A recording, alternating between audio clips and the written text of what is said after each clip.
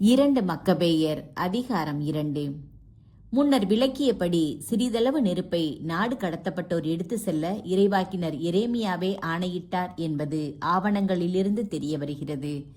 அவர்களுக்கு இறைவாக்கினர் இவ்வாணையை கொடுத்த பின் ஆண்டவருடைய கட்டளைகளை மறவாதிருக்க அவர்களை எச்சரித்தார். பொன் வெள்ளி சிலைகளையும் அவற்றின் அணிகலன்களையும் காணும் பொழுது மனம் குழம்பி சிதைந்து விடாதபடி இருக்க அறிவுறுத்தினார். திருச்சட்டம் அவர்களின் உள்ளத்தினின்று நீங்கா வண்ணம் இவை போன்ற வேறு பல சொல்லி அவர்களுக்கு அறிவூட்டினார். இறை வெளிப்பாட்டால் ஏவப்பெற்று கூடாரத்தையும் பேழையையும் தம்மோடு கொண்டு வரும்படி இறைவாக்கினர் பணித்தார். முன்பு மோசே ஏறி சென்று கடவுளின் உரிமை சொத்தை கண்ட மலைக்கு இவரும் சென்றார். இவையெல்லாம் அதே ஆவணங்களில் காண கிடக்கின்றன. எரேமியா அங்கு சென்று ஒரு குகையை கண்டார். கூடாரத்தையும் பேழையையும் தூப பீடத்தையும் கொண்டு சென்று அதில் வைத்து வாயிலை மூடி முத்திரையிட்டார். அவரை பின்தொடர்ந்தவர்களுள் சிலர் அக்குகைக்கு செல்லும் வழியை அடையாளம் கண்டுகொள்ள முயன்றனர். ஆனால் அவர்களால் அதை கண்டுகொள்ள முடியவில்லை.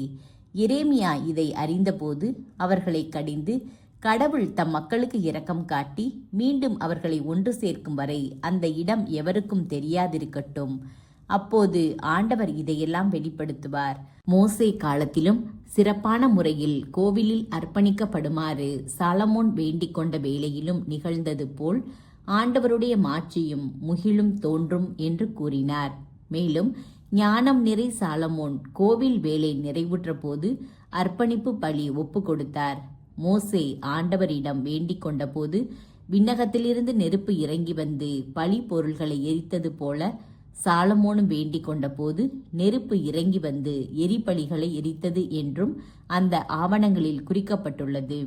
பாவம் போக்கும் பலியை உண்ணாத காரணத்தால் அது எரிக்கப்பட்டது என்று மோசே கூறியிருந்தார். இவ்வாறு சாலமோன் 8 நாள் விழா கொண்டாடினார். இந்நிகழ்ச்சிகளையெல்லாம் அரச ஆவணங்களிலும் நெகேமியாவுடைய வாழ்க்கை குறிப்புகளிலும் எழுதப்பட்டுள்ளன. மேலும் நெகேமியா ஒரு நூல் நிலையம் நிறுவி மன்னர்கள் இறைவாக்கினர்கள் பற்றிய நூல்களையும் தாவீது எழுதியவற்றையும் நேர்ச்சை படையல்கள் தொடர்பான மன்னர்களின் மடல்களையும் அதில் சேகரித்து வைத்தார். அதுபோன்று யூதாவும் எங்களிடையே ஏற்பட்ட போரினால் சிதறிப்போன நூல்களை எல்லாம் சேகரித்து வைத்தார். அவை இன்றும் எங்களிடம் உள்ளன. உங்களுக்கு தேவைப்படுமாயின் அவற்றை எடுத்து செல்ல ஆள் அனுப்புங்கள்.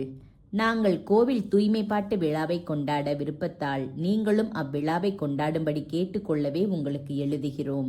திருச்சட்டம் வழியாக கடவுள் உறுதி மொழிந்தது போல் அவரே தம் மக்களாகிய நம் அனைவரையும் மீட்டார்.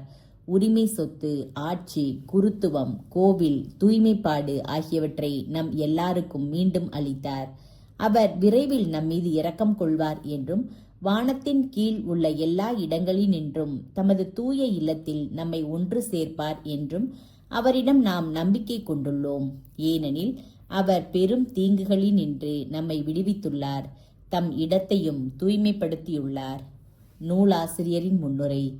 யூதா மக்கபே அவருடைய சகோதரர்கள் ஆகியோரின் வரலாறு, திரு பெருங்கோவிலின் தூய்மைப்பாடு, பலிபீட அர்ப்பணிப்பு, அந்தியோக்கு எபிபானுக்கும் அவனுடைய மகன் யூப்பபாத்தோருக்கும் எதிராக நடைபெற்ற போர்கள், யூத நெறிக்காக துணிவுடன் போராடியவர்களுக்கு விண்ணகத்தினின்று வழங்கப்பட்ட காட்சிகள், யூதர்கள் சிலராய் இருந்த போதிலும் அவர்கள் நாடு முழுவதையும் கைப்பற்றி அங்கு இருந்த அயல் நாட்டார் கூட்டத்தை விரட்டியடித்தது, அனைத்துலக புகழ்பெற்ற கோவிலை திரும்ப பெற்று எருசலேம் நகரை விடுவித்து அழிந்து போகும் நிலையில் இருந்த சட்டங்களை மீண்டும் நிலைநாட்டியது, ஆண்டவரும் அவர்கள் மீது இரக்கம் காட்டி பேரருள் புரிந்தது ஆகிய அனைத்தையும் சீரேனே சார்ந்த யாசோன் 5 தொகுதிகளில் விளக்கியுள்ளார். இவற்றை ஒரே நூலில் சுருக்கி தர முயல்வோம்.